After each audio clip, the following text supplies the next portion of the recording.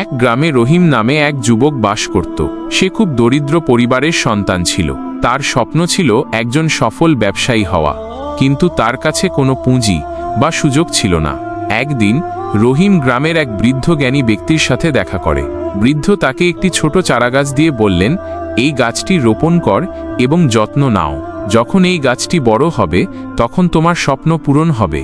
রহিম গাছটি রোপণ করে প্রতিদিন তার যত্ন নিতে শুরু করল।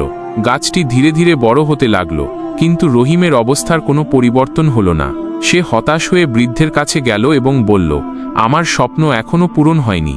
বৃদ্ধ হেসে বললেন, ধৈর্য ধরো, তোমার স্বপ্ন অবশ্যই পূরণ হবে। রহিম আবার গাছটির যত্ন নিতে শুরু করল।